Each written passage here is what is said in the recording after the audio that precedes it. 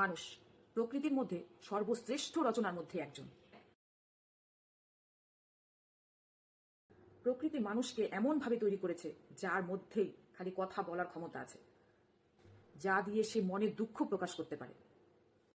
এরই মধ্যে প্রকৃতির আরো কিছু রচনা হলো পশু, পাখি এবং গাছপালা, কিন্তু দুঃখজনক ব্যাপার হলো এদের মধ্যে কথা বলার কোনো ক্ষমতা নেই।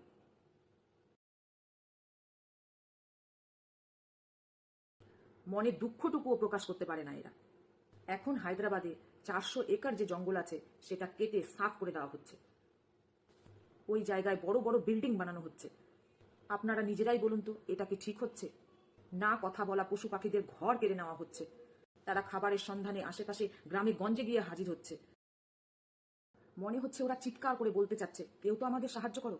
বলুন তো, এর জন্যই কি প্রকৃতি আমাদের মানব জাতিকে সর্বশ্রেষ্ঠ বানিয়েছে? এখন তো মনে হচ্ছে বিকাশের নাম করে মহা বিনাশের দিকে ঠেলে নিয়ে যাচ্ছে আমাদের এই প্রকৃতিকে। আপনাদের এই ব্যস্ততার মধ্যেও আমার এই ভিডিওটি যদি আপনাদের ভালো লেগে থাকে তাহলে প্লিজ আমার কমেন্ট বক্সে একটা গঠনমূলক কমেন্ট রেখে যাবেন। অসংখ্য ধন্যবাদ।